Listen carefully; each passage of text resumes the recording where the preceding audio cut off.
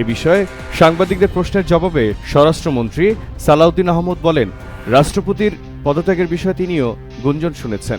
আপনি নিজেই বললেন যে এটা একটা গুঞ্জন শোনা যাচ্ছে, তো গুঞ্জনই। তবে তিনি স্পষ্ট করে বলেন, এটি যদি বাস্তবে ঘটে তখন সাংবিধানিক নিয়ম অনুযায়ী প্রয়োজনীয় প্রক্রিয়া অনুসরণ করা হবে। তিনি আরও জানান, রাষ্ট্রপতি চাইলে স্বাস্থ্যগত কারণসহ যে কোনো বৈধ কারণে পদত্যাগ করতে পারেন এবং এ বিষয়ে সরকারের আলাদা কোনো পদক্ষেপের প্রয়োজন হয় না।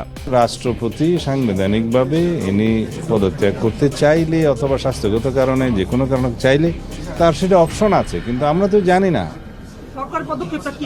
সরকারের কোনো পদক্ষেপ নাই এখানে। সংবিধান কি বলছে? সংবিধান অনুযায়ী রাষ্ট্রপতির পদ শূন্য হলে নতুন রাষ্ট্রপতি নির্বাচিত না হওয়া পর্যন্ত জাতীয় সংসদের স্পিকার ভারপ্রাপ্ত রাষ্ট্রপতির দায়িত্ব পালন করবেন। এরপর নির্ধারিত সাংবিধানিক প্রক্রিয়ায় নতুন রাষ্ট্রপতি নির্বাচন অনুষ্ঠিত হবে।